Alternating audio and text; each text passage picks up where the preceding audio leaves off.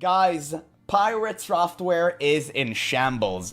Apparently, there was an entire meeting about the Stop Killing Games discussion.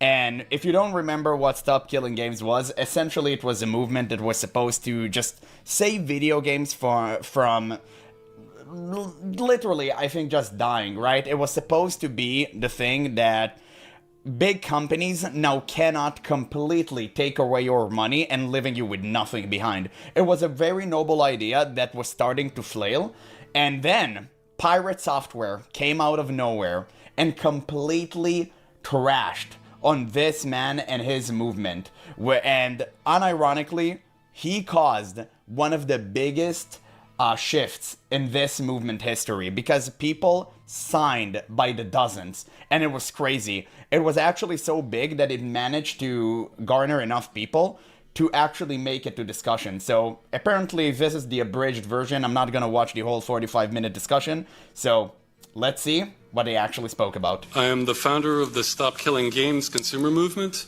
which has many shared goals with the initiative. I'd like to clarify what it means to destroy a video game. The second slide. When we say a game has been destroyed, what we mean is a publisher has permanently disabled all copies of it that have been sold so no one can ever play them again. It would be like removing every single copy of a book or film in existence, effectively erasing it from the culture.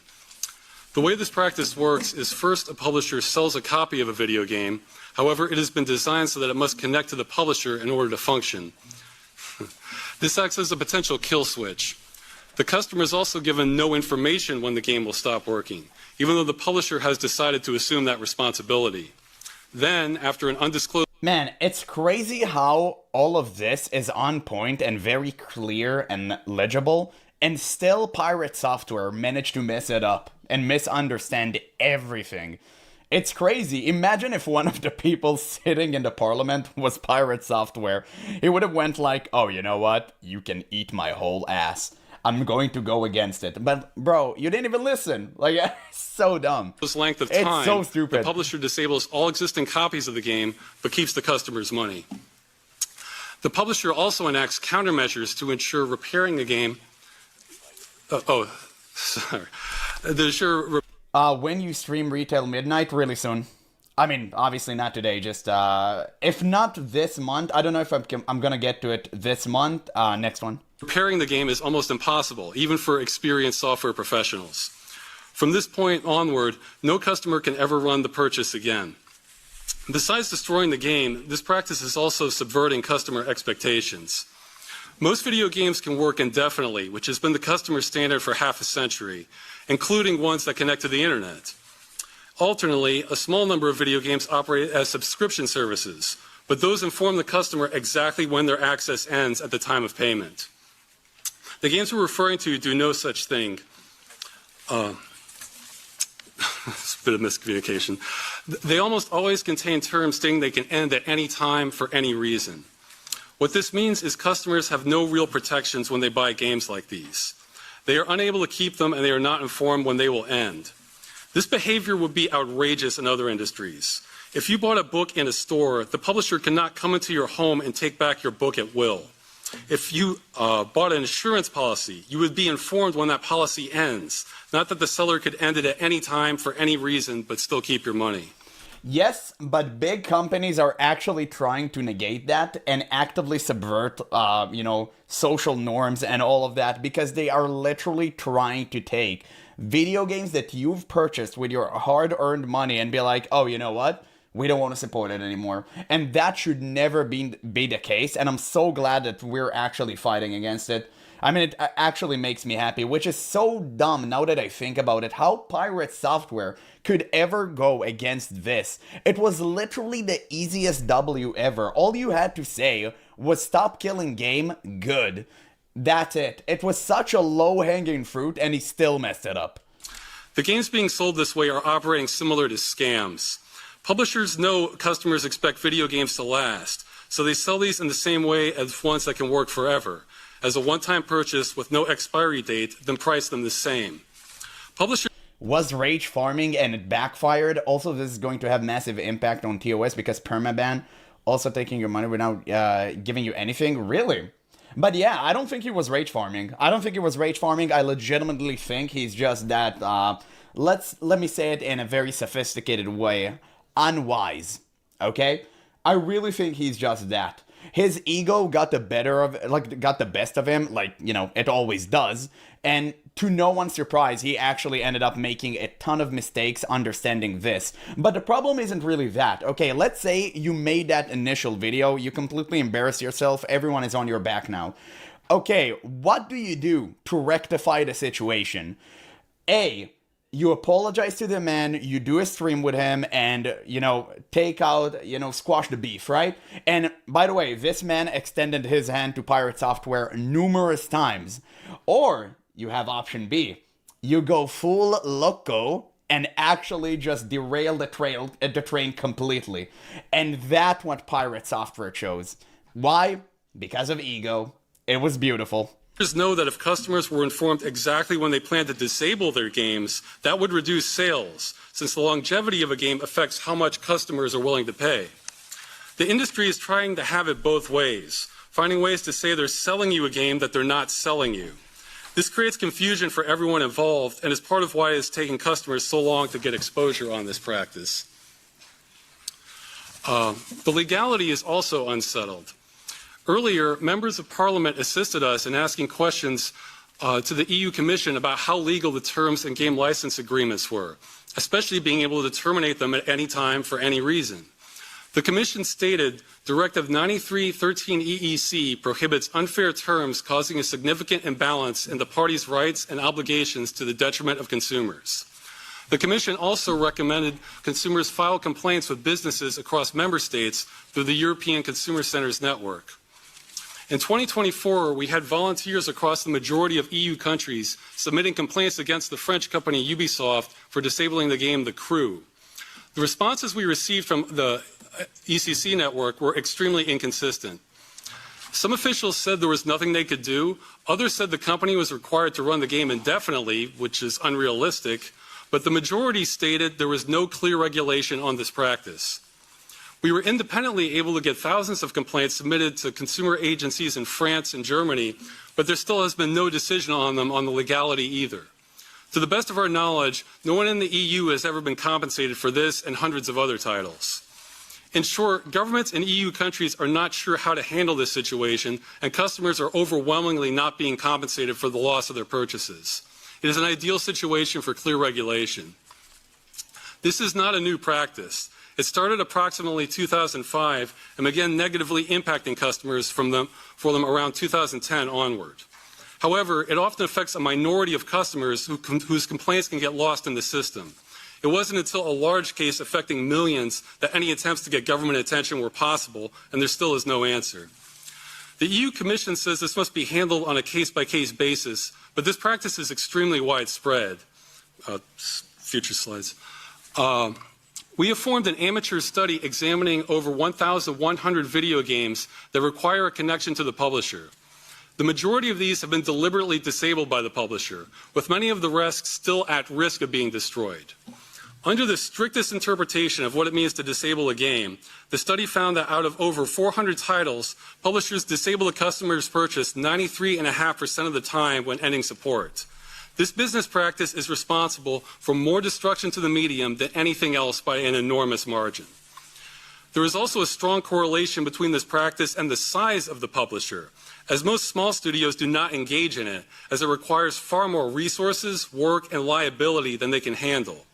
So even though this impacts a minority of games, it disproportionately affects customers due to the scale of the largest offenders. From sales figures, it impacts tens of millions of customers, minimum in the EU. This impacts developers as well. This may seem obvious, but based on interviews and feedback, we found the majority of game developers do not support having games they've worked on destroyed. They can spend years of their lives creating them, but they are often not the ones making these business decisions, and sometimes even sign non-disclosure agreements so they cannot voice their opinion on the matter. Yes, but assuming, like, big corpos actually cares about the developers is insane. I mean, of course developers don't want to see their life work being ruined. Of course. And especially not in 7 days like Concord and, Lowguard.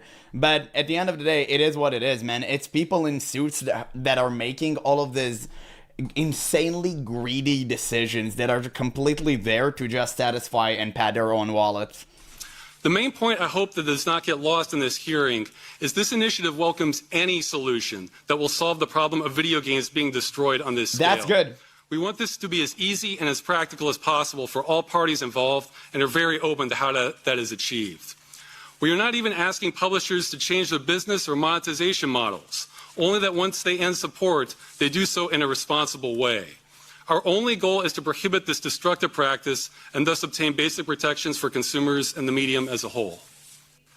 I'd like to add a little bit on the economic aspect. Again, when planned for from the beginning, the cost can be very small. It's mostly about when it's undoing that's more of a cost related.